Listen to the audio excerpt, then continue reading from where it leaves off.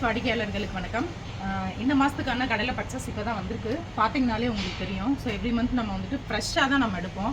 So இந்த video நான் எதுக்காக இப்போ நான் காமிக்கிறேன் அப்படின்னு பார்த்தீங்கன்னா, நிறைய பேர் கேட்குறீங்க கடலை விலை ரேட் ஏறிடுச்சுன்னு சொல்லும்போது அக்செப்ட் பண்ண மாட்டாங்க. அதாவது ஆயில் வந்துட்டு நம்ம விலை கூட்டிட்டோம் அப்படின்னா மற்ற இடத்துல கூட்டலை அப்படின்னு. ஸோ மற்ற இடத்துல எப்படி அப்படின்னு நமக்கு தெரியாது. நம்ம எப்பயுமே எவ்ரி மந்த்ஸ் வந்து நியூவாக தான் ஸ்டாக்ஸ் பர்ச்சேஸ் பண்ணுவோம். இந்த மந்த்துக்கான பர்ச்சேஸ் இந்த பண்ணியிருக்கோம் பாருங்கள். அதே மாதிரி நம்ம பண்ணுற கடலையும் பாருங்கள் எப்படி இருக்குது அப்படின்னு சொல்லி கிட்ட வைப்போம். ஸோ பாருங்கள், உங்களுக்கு தெரியும் பட்டாணி பருப்பு. ஸோ இந்த மாதிரி தான் நம்ம ஃபுல்லாமே பார்த்திங்கன்னா கடலை எண்ணெய்க்கு நம்ம மேக் பண்ணுறதுக்கு கொடுத்துட்ருக்கோம். ஸோ இந்த மாதிரி கடலெல்லாம் நீங்கள் மற்ற இடத்துலலாம் பார்த்தீங்கன்னா இப்போ இருக்க அதுவும் சுச்சுவேஷன் கரண்ட் சுச்சுவேஷனில் பார்த்தீங்கன்னா விலை கூடிருச்சு. ஆயிலோட கடலையோட ரேட்டு கூடிருச்சு. இந்த அளவுக்கு குவாலிட்டியை யாருமே மெயின்டைன் பண்ண மாட்டாங்க. பட்டாணி பருப்பு போட்டு தான் நம்ம என்ன பண்ணுறோம், கடலை எண்ணெய் கொடுக்குறோம், நாட்டுக்கடலை. ஸோ இதுதான் பார்த்தீங்கன்னா உங்களுக்கு ஃப்ரெஷ்ஷாகவும் இருக்கும். அட் த சேம் டைம் பார்த்தீங்கன்னா உங்களுக்கு வந்து இந்த கடலை எண்ணெய் ஸ்மெல் ஃப்ளேவர் எல்லாமே வரது இதுதான். பார்த்தீங்கனாலே உங்களுக்கு தெரியும். இந்த மாதிரி ஒவ்வொரு மந்த்துமே பார்த்தீங்கன்னா நம்ம நியூவாக தான் பர்ச்சேஸ் பண்ணுவோம். ஃபஸ்ட்டு 1ஆம் தேதியிலேருந்து ஒரு 3 தேதிக்குள்ளேயே நமக்கு ஃப்ரெஷ் ஸ்டாக்ஸ் வந்துடும்.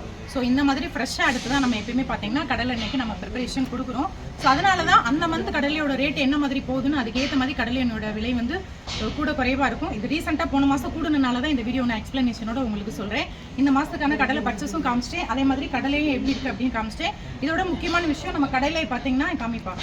ஸோ பார்த்தீங்கன்னா யாருமே ஃபாலோ பண்ண மாட்டாங்க. இந்த மாதிரி சோலார்லாம் ட்ரை பண்ணி இதுக்கப்புறம் தான் நம்ம ஆயிலே நம்ம என்ன பண்ணுறோம், ஆயில் எடுக்கிறது நார்மலாக இல்லாமல் எந்த அளவுக்கு நம்ம ப்ராசஸ் பண்ணுறோம், எவ்வளோ ஹைஜீனிக்காக நம்ம பண்ணுறோம், அதே மாதிரி எந்த அளவுக்கு குவாலிட்டியை மெயின்டைன் பண்ணுறோம் அப்படின்றத ஃபஸ்ட்டு செக் பண்ணுங்கள்.